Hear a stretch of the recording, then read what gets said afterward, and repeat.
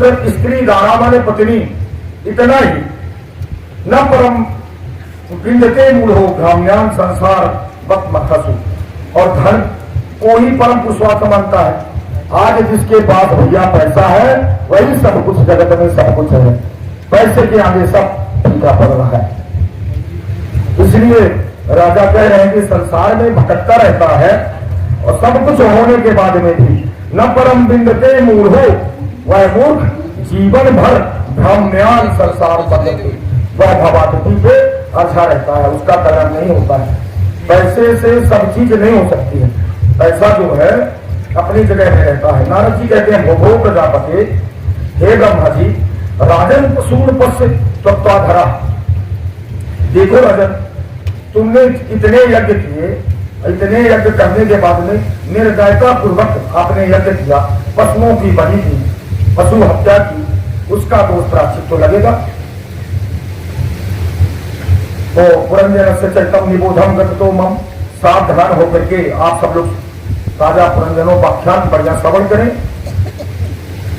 आसीत पुरंजनो नाम राजा राजन बृहच्छवा, पूर्व काल में पुरंजन नाम के एक बहुत यशस्वी राजा था, उसका अभिज्ञात नाम का एक मित्र था। राजा पुरंजन अपने रहने का स्थान खोजने लगा, सारे पृथ्वी में कहीं भी उसको जो है स्थान नहीं मिला।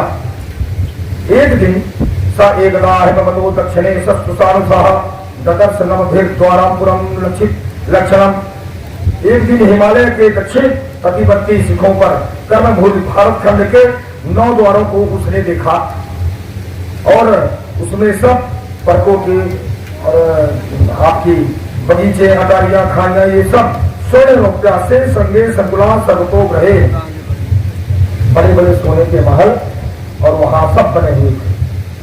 अब वो जाते हैं ना, तो पुरंजनोपाख्यान में ये बताता है कि 9 प्रकार के हमारे जो विकार है, 9 द्वारों से मनुष्य किस प्रकार से बड़े बड़े महलों में रह करके, और ऐसे महल बने थे महाराज की नीलम स्फटिक वैडूर्य मणि आदि जो है कांचन हीरे के महल बने थे, ऐसे हीरों में। उसी समय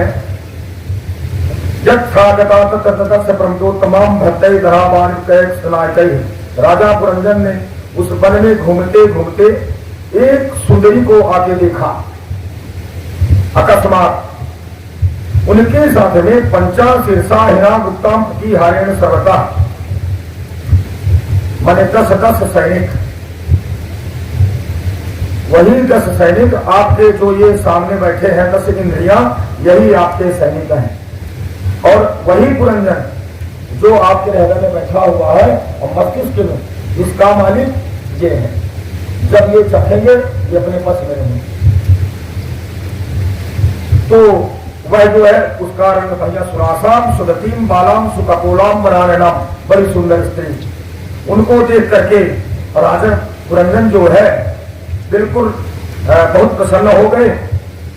वह जो जब चलती थी सुंदर कटित प्रदेश में सोने की कड़ी पहने हुए और बढ़िया वस्त्र पहने हुए, ऐसा लगता था साक्षात देवी रमा आगमन हो गया है। आज नासाम मरोर वन्यताम भोस्काम उरी मिमाम बुयन साकाम अर्हत अलंकृत भदक कर्मणा लोकाम परम श्री रिवाम यज्ञ पुंसाम। देखो मैं इतना बड़ा पराक्रमी राजा हूं, मेरी तरफ वह जो है अभी भी दृष्टि नहीं डाल रही है। उन्हीं में ददर्श बद पूर्वाचम यद वीडिया नाभिमुखम सुतस्ते। नारद जी कहते हैं जब राजा पुरंजन अधीर होकर इस प्रकार याचना करने लगे तो वह राजा को देख करके वह भी मोहित ही हो चुकी थी, लेकिन वह कहने लगी, हे पुरुष श्रेष्ठ, नविदाम अभयम सम्यक कर्तारम पुरुषर सभा आत्मनस्य परस्यापि गोत्रम नाम चयतम। महाराज न मैं आपका नाम जानती, न आपका गोत्र जानती, किस देश के राजा हैं, किस प्रकार से हैं, कैसे आपसे मैं विवाह कर लूं। तो इस प्रकार से उन्होंने कहा कि मेरे ये जो 10 रानियां मेरे पीछे पीछे चल रही हैं, 9 रानियां, ये सब मेरी सह अनुचरी हैं। महाबाहो, इस पृथ्वी पर कस्या मनस्ते भूमि भोग भोयो, यह भोग भूमि है।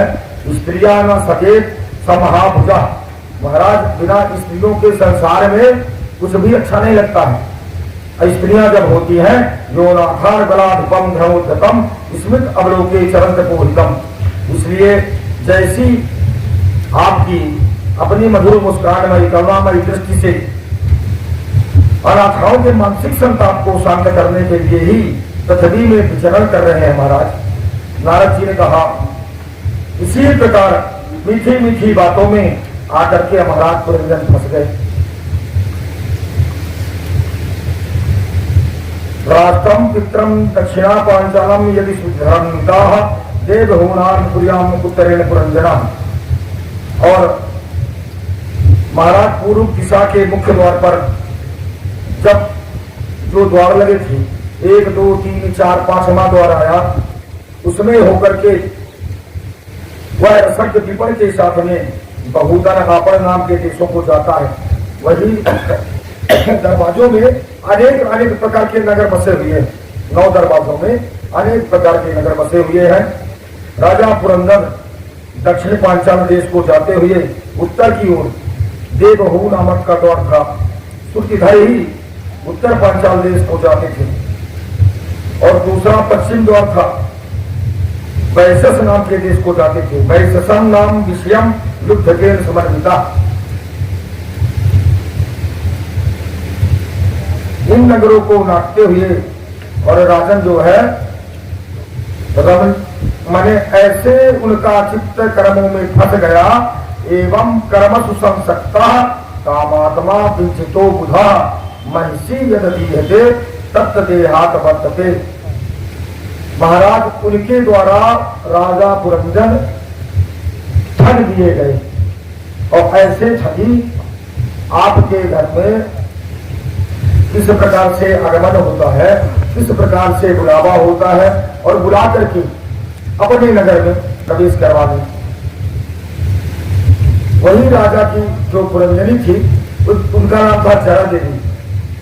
क्या नाम था? जरा देवी। जरा माने मृत्यु। वो भी भगवान की कृपा से ही, वो भी देवी योग से ही आई है और सबके अधिकारणी है। मृत्यु देवी का आगमन, मृत्यु से कोई विवाह ही नहीं कर रहा था। मृत्यु ने कहा कि मैं तो तुम्हारी जीवन मर बैठी रहूंगी, इसलिए पुरंजन जो आपके मन के द्वार है और ये इंद्रियों को जीत करके उन्होंने विवाह कर लिया।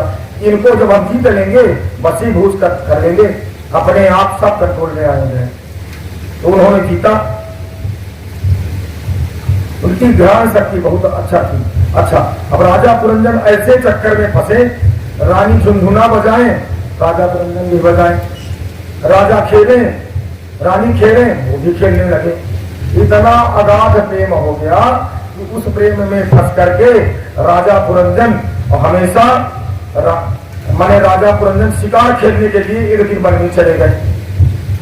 रानी कुपित हो गई।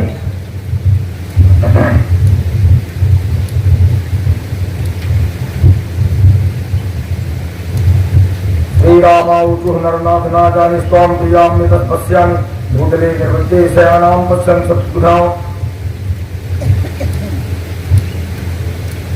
आज आपने क्यों ऐसा खाना है?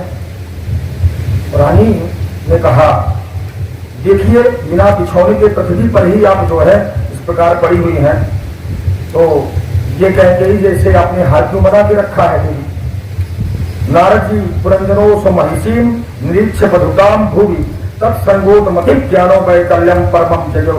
राजा राजन उस स्त्री के संग से राजा पुरंजन जो है, राजा पुरंजन का पूरा विवेक नष्ट हो चुका था। अब उन्हें उनके अलावा कोई दृष्टि भी नहीं आ रही थी। राजा पुरंजन बार बार मनाने के लिए बस वही, हे देवी उठो, आप क्यों नाराज हो? तो पुरंजन महाराज बोले, नूनम कृतज्ञ पुण्यास्ते भक्त्या एवीश्वरा शुभे। बड़े भाग्य से निश्चय ही बड़े अभागे जिन अपराधों को स्वामी उन्हें अपना समझ करके और शिक्षा के लिए उचित दंड नहीं देते हैं, तो सेवक को दिया हुआ स्वामी का दंड जो है उस पर बड़ा अनुग्रहित होता है। परमोनुग्रह दंडो भक्ते सुप्रभुनार्पिता बालो नवेद तत्त्वति बंधुकृतम मर्षणः। और इसी प्रकार उन्हीं के क्रोध करने पर अपने हितकारी स्वामी के किए हुए उपकार का भी पता नहीं चलता है।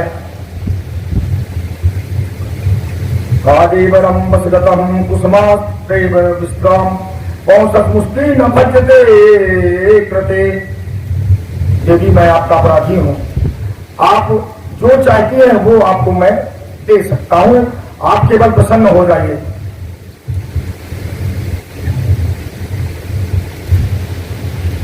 हम लोग ठाकुर जी के दरबार में सभी भक्तों का स्वागत। बढ़िया भक्ति भाव से पुरंजनोपाख्यान चल रहा है, आप सब लोग बढ़िया श्रवण करें। अब महाराज वो है पुरंजनोपाख्यान की ये सबसे बड़ी विशेषता है, वो हम आपके जीवन में सबके, वह पुरंजन नाम का जो राजा है वह सबके ऊपर चढ़ाई करता है। कौन? चंडवेग नामक जो है, वह चंडवेग नामक का माने काल कन्या का चरित्र है, तो वह हमेशा चढ़ाई कर देता है। अब उनके ऊपर राजा पुरंजन को वही चंडवेग जैसे चढ़ाई किए तो कामातुर हो गए। अब कामातुर हुए तो कामातुर होते समय राजा पुरंजन सब कुछ भूल गए। अब उनको जो है साथ था पहले से ही। पुत्राणाम च भवन पुत्रा एक शतम यैरवे पौरंजनो वंशा पंचालेषु समाधिनः। महाराज पांचाल रंजन पुरंजन जो है पितृवंश की वृद्धि करने वाले, बधुओं के साथ में कन्याओं का उनसे बड़ों के साथ में विवाह किया। विवाह करके प्रति पुत्रों से 100 पुत्र पैदा कर दिए। सेवक मंत्री आदि में माने दृढ़ ममता हो जाने से अब वह महाराज निरूढ़ेन ममत्वेन विश्वेन बबंधयत और बंधन में फंस गए। ते चंडवेगानुचरा पुरंजनपुरम यदा मात्रम तथा प्रत्यक्षे प्रजागरः। चंडवेग नाम के गंधर्व राजा हैं, उनके अधीन 360 महाबली गंधर्व रहते हैं। इनके साथ में मिथुन भाव में स्थित कृष्ण और शुक्ल वर्ण की उतनी ही गंधर्वियां रहती हैं। 360 वही दिन और रात मिला करके यही गंधर्वियां हैं। वह जरा रूपी जो मृत्यु देवी है वही उनकी पुरंजनोपाख्यान में व्याख्यान है। 360 दिन और रात मिला करके यही उनकी रानियां हैं। और चंडवेग नामक इस काल के स्वभाव को जानने वाली वो स्वयं चंडवेगा ख्यातो गंधर्वादि पतिल तत गंधर्वस्ताम परिणाम सत्शक्ति सतत्रयम्। अब उन्होंने उस चंडवेग को राजा पुरंजन को लूटना चालू किया। ये सत्तभी सत्ता सहसताम पुरंजनो पुरा धक्षो गंधैरा विधेय बले क्षीमाय स्वतम ने एकस्मिन् बहुत विधा चिंताम परम जगन्मातम सारास्तम कुबंधवः। अब राजा पुरंजन स्त्री के वशीभूत होकर के मस्त भोगों में, उनको राजा पुरंजन को भय ही नहीं था कि यह काल रूपी हमको डसने के लिए जो है तैयार है। हमारे आयु को धीरे धीरे कैसे छीन कर रही है। आयु आपकी जिस प्रकार से धीरे धीरे छीन हो रही है, जितनी आपकी वृद्धि हो रही है, उसी प्रकार से वह चंडवेग आपके ऊपर प्रभाव डाल रहा है। कालस्य लिखता त्रिलोकी पर विक्षति पर्यटतिंचा वैसन प्रदत्तम कश्यतम दौर्भनाया तो लोकी विश्रुता दुर्भगेशा साधुतो राजशेषा दत्तमय बरम। एक दिन ब्रह्मलोक से पृथ्वी पर आया महाराज। वह घूमती घूमती मुझे भी मिल गई। मुझे नैष्ठिक ब्रह्मचारी जान करके और कामातुर होने का उसने मुझको पाना चाहा, लेकिन मैंने उनसे प्रार्थना किया। इस पर अत्यंत कुपित होकर मुझे यह शाप दे दी। और एक स्थान से नारद जी ने कहा कि महाराज मेरे ऊपर भी प्रभाव डाला, जाओ तुम एक स्थान से दूसरे स्थान पर टिक नहीं पाओगे, केवल घूमते रहोगे, जाओ। नारद जी ने कहा मुझे स्वीकार है, लेकिन देवी आपसे छुटकारा तो मुझे। तो मेरी ओर से जब निराश हो गई तो वह यवन राज भय के पास में जाकर के और पति रूप में वर्ण कर लिया। यवनों में श्रेष्ठ जो है मैं उन्हीं को पति बनाना चाहती हूँ। पति प्रिया जीव के संकल्प में कभी कभी जो है विफल नहीं हुआ। जो मनुष्य लोग अथवा शास्त्र की दृष्टि से देने योग्य वस्तु का दान नहीं करता, तो शास्त्र दृष्टि से अधिकारी होकर भी ऐसा दान नहीं लेता, वे दोनों ही दुराग्रही और मूढ़ है, अतः वे शोचनीय है। इसलिए हे भद्र, इस समय मैं आपकी सेवा में उपस्थित हूँ, आप मुझे स्वीकार करिए। पुरुष का सबसे बड़ा धर्म है तीनों पर दया करना। वह काल कन्या बात सुन करके यवन राज विधाता का एक गुप्त कार्य कराने की इच्छा से मुस्कुराते हुए कहा, मया निरूपितस्तुभ्यं परिरात्मा समाधिना नाभिनंदी लोकेस्मिन् त्वं भद्रां सम्मताम्। बड़ी अच्छी बात है, आप मेरी सेना ले जाकर के इनकी सहायता पूरी प्रजा के साथ में अगर आप करेंगी तो बड़ी अच्छी बात होगी। तो वह प्रज्वाल नामक का जो मेरा भाई है और मेरी बहन, तुम दोनों साथ में अप्रत्य गति से भयंकर सेना लेकर के लोगों में विचरण करिए। प्रज्ञारोरम भ्राता चमे भगनी भव लोकेस्मिन् व्यक्तो भीमसेन कही है। नारद जी कहते हैं भयानक यवन राज के आज्ञाकारी सैनिक जो हैं और काल की वह कन्या इस पृथ्वी पर बड़े वेग से विचरण करने लगी, और जब वेग से विचरण करने लगी तो वह बड़े वेग से बूढ़े सांप से सुरक्षित और संसार की सब प्रकार की सुख सामग्री से संपन्न पुरंजनपुरी को उसने घेर लिया।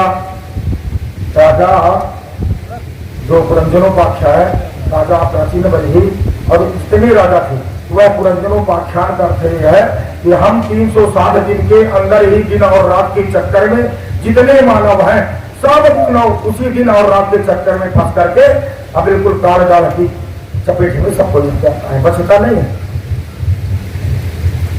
कालम कन्या विबुधे पुरंजनम बला व्यापक भूतम पुरुषो सत्तो साधार। इच्छा मेरी तो हमेशा रहती है जब 2-4 अच्छे लोग भगवान की कृपा में कथा में सब हमारे भक्त हैं आते हैं, ज्यादा से ज्यादा मैं अन्वय कर सकूं, लेकिन समयाभाव करना है कि अभी पूरी पुराण रखी है। सुबह से मुझको अकेले पाठ भी करना है, शाम को 2-4 सब समझाना भी है। तो अब मैं तो क्षमा ही चाहूंगा ठाकुर जी से, जो भी टूटी फूटी वाणी से बने आप लोग साथ ग्रहण करिए और प्रसाद रूप में दासानुदास का यह स्वीकार करें। बाकी समय जब रहता है तो बड़ी अच्छी बात है।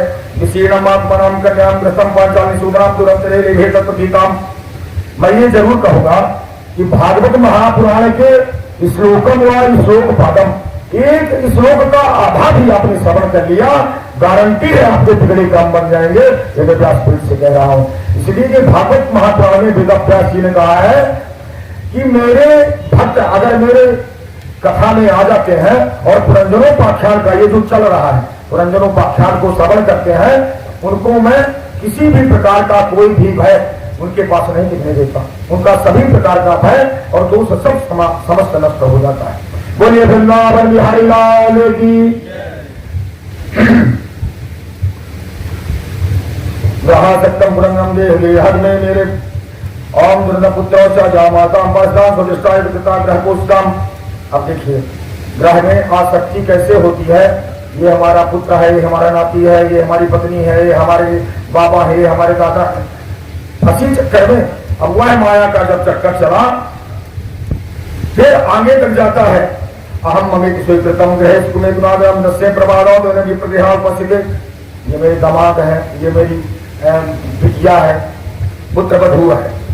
जीवन भर उनका भोग तो कभी भी छूट गया था, लेकिन सब प्रकार के लिए यह चिंता करने लगे कि हाय मेरी भार्या तो बहुत घर गृहस्थी वाली थी, जब मैं परलोक चला जाऊंगा तब क्या होगा, इस गृहस्थी को कौन संभालेगा।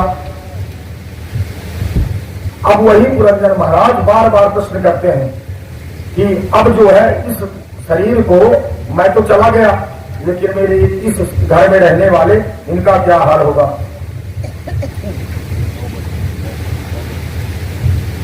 न मन्यते भुंक्ते नास्ते विमत्तरा मई रुष्टे संस्कृता वर्षे ये भाग्यता। महाराज ये तो मेरे बिना भोजन भी नहीं करती थी, अब ये भोजन कैसे कर पाएंगी। और धीरे धीरे धीरे महाराज पुरंजन को वो भूल लगी कि धीरे धीरे पूरे परिवार में इतना आकृष्ट हो गए, आकृष्ट होते होते बिल्कुल सब कुछ भगवान का जो भजन थोड़ा बहुत करते थे वो भी भूल गए। गुरु विहायो को भुजंगमम यथा तवेनि पुरी विशेषम प्रतिगताः विकृष्णाम वृषभम अभवेन बलीयसा ना विनितम यथा सखा सुहत्तवम पुरम। यमुनों के द्वारा महाराज वह सर्पपुरी को छोड़ करके और सबके सब आगे की ओर चल दिए। सारा नगर छिन्न भिन्न होकर के और अपने कारण में लीन होने लगा। महाबली यवन राजबल पूर्वक खींचने पर भी राजा पुरंजन ने अज्ञानवश अपने हितैषी एवं पुराने मित्र अभिज्ञात को स्मरण नहीं किया। अनंतपुरे तम से मग्नो नष्टमृति समास स्वकीन भूयाति प्रमदाम संगदोषिता। वह निर्दयी राजा यज्ञ पशुओं की जो बलि देते थे उसकी दी हुई पीड़ा को याद करके उसे क्रोध पूर्वक कुठारों से और घात पहुंचाने लगे। स्त्री की आसक्ति उसकी यह ऐसी दुर्गति हुई महाराज पितामे मनसा ग्रहण भूब्रह्मोत्तम अनंतम विदर्भस्य राजा सिंहस्य वेशमिनः। इसलिए दूसरे जन्म में वह महाराज विदर्भ नाम के राजा और सुंदरी कन्या होकर के वहां जो है उत्पन्न हुए। तो विदर्भ नंदनी जब विवाह योग्य हुई तब विदर्भ राजा ने घोषित कर दिया इसे सर्वश्रेष्ठ पराक्रमी वीर ही ब्याह कर सकेगा। और महाराज मलयध्वज नाम के राजा से उनका विवाह हो गया था दूसरे जन्म में। मलयध्वज महाराज श्यामलोचना कन्या वो जो थी उनके छोटे 7 पुत्र हुए जो आगे चलकर द्रविड़ देश में 7 राजा हुए। इसी प्रकार से उनका वंश का विस्तार होता रहा। अगस्त ऋषि राजा मलयध्वज की पहली बड़ी पुत्री थी महाराज व्रतशीला। व्रतशीला मलयध्वज की पुत्री तो उनका विवाह अगस्त ऋषि के साथ में हुआ। अगस्त ऋषि की आप लोगों ने कथा सुनी होगी कि समुद्र को महाराज अगस्त ने मैंने अपने कमंडल में भर करके पूरा समुद्र को ही पी लिया था। बड़े प्रतापी हमारे इस भारत भूमि के महात्मा हुए। और जब विवाह हो गया अगस्त ऋषि का तो उनके दृढ़च्युत नाम पुत्र हुआ जो दृढ़च्युत के विधवाय हुआ। राजा मलयध्वज पृथ्वी को पुत्रों में बांटकर भगवान कृष्ण की आराधना करने के लिए मलयाचल पर्वत पर चले गए। तो महाराज वैदर्भी ने अपने घर पुत्र और समस्त भोगों को तिलांजलि दे करके और पांडुनरेश का वहां अंगमन किया। वहां चंद्रवसा तामपर्णी बटोदरा नाम की 3 नदियां थी। तीनों उन नदियों पवित्र में स्नान करके और अपने शरीर को अंतःकरण को निर्मल करके आगे गंध मूल फल पुष्प पत्ते तृण जल से ही निर्वाह करके और घोर तपस्या करने लगे।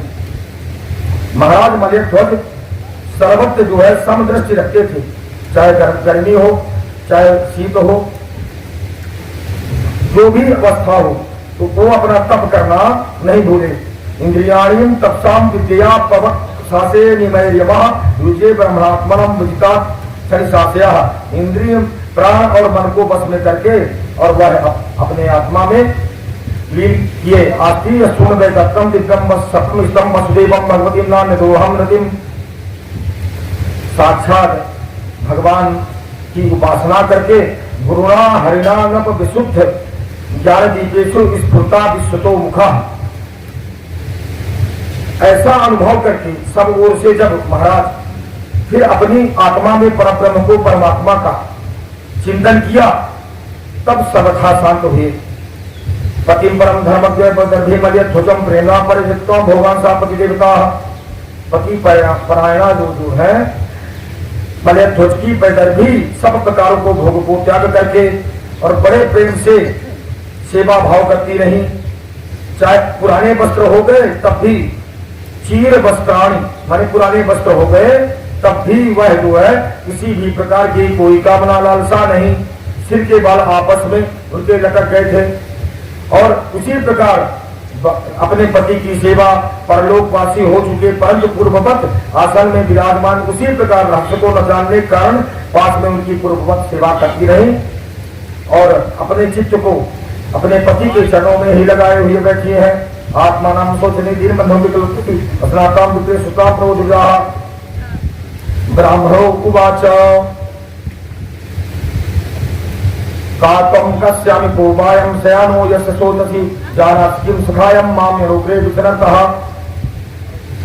ब्राह्मण देवता ने कहा, आप कौन, किसकी पुत्री है जिसके लिए तू शोक कर रही है? सोया हुआ पुरुष वह कौन है? क्या तुम मुझे जानती हो? मैं वही तेरा मित्र हूँ जिसके साथ तू पहले विचरा करती थी। सखे, क्या तुम्हें अपनी याद में याद नहीं आती है? इस प्रकार से अभिज्ञात ने बार बार और उनको जगाने का प्रयास किया। हंसावसम चचार्यम सखाये मानसायनम अभूतम अबंध का बौका सहस्रा परिवार सराहना। एक बार हंस रूप में और भगवान का अवतार हुआ था हंस अवतार में। उसी समय हंस का लेकर के और हंस का बच्चा जो है कौवों के साथ में उड़ना चालू किया। तो कौवों के साथ में जब उड़ गया और जब वापिस आया तो हंसों ने कहा, ये तो हमारा बच्चा है, बहुत दिनों बाद मिला है, तो जहां पाए वहीं पड़ा रह जाए।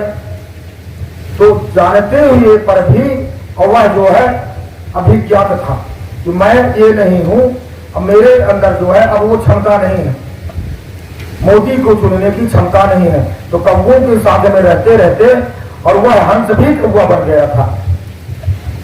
तो जब किसी ज्ञानी पुरुष की दफा होती है तो वह हंस का बच्चा जो कौवा बन गया है वह पुनः हंस अपने अवतार में आ जाता है। पंचेन्द्रिया आरामा द्वारा प्राणानम नभो ज्ञानेन्द्रिया तेजो बंधान गोष्ठान कुलबिंद्रहाम संग्रह विपणस्तु प्रिया शक्ति भूतापति कृपा शक्ति पुरुषार्थो ना बुद्धते। महाराज, इंद्रियों के 5 विषयों में उनके ऐसे बगीचे थे कि 9 इंद्रियां, छिद्र द्वार, तेज, जल, अन्न 3 परपोटे थे, मन और 5 ज्ञानेन्द्रियां, 6 वैश्य कुल थे, क्रियाशील कर्मेंद्रियां यही बाजार थी, 5 भूत वही शरीर जो मैंने आपको पहले बता दिया, और वही नगर है। और ऐसा नगर है महाराज जिसमें प्रवेश करने के लिए पुरुष ज्ञान में शून्य हो जाता है। जब मानव शरीर ये मिलता है तो मानव शरीर पा करके सब कुछ भूल जाता है, फिर जो रहता है तो मैं हूं, मैं ही हूं। अहम ब्रह्मास्मि कहिए या कहिए कि मैं माने वही बकरे की तरह। एक अज नाम के ब्रह्मा थे, अज माने ब्रह्मा होता है और अज माने बकरा भी होता है। तो अज नाम के ब्रह्मा ने वही हाल किया। तो दक्ष प्रजापति का के रूप में आए भगवान भोलेनाथ की आगे कथा आएगी कुछ ही समय में। तो वो वही हाल हुआ कि मैं करते करते और एक दिन फंस गए मैं के चक्कर में। तो भगवान ने भेज करके और वो मैं के चक्कर में उनका मैं कर दिया। तो इसलिए जो है बहुत अहंता शरीर में नहीं आना चाहिए। तो मैं इतना विद्वान, मैं इतना पैसा वाला, मैं इतना धनवान, कुछ भी नहीं। जो सब हो रहा है प्रभु आपकी कृपा से सब काम हो रहा है। प्रभु आपकी कृपा से सब काम गाइए। प्रभु आपकी कृपा से सब काम हो रहा है। प्रभु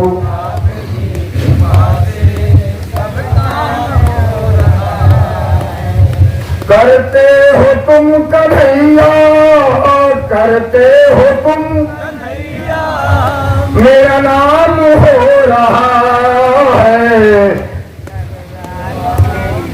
कृपा से सब काम हो रहा है। प्रभु आपकी कृपा से सब काम हो रहा है। प्रभु आपकी कृपा से सब काम हो रहा है।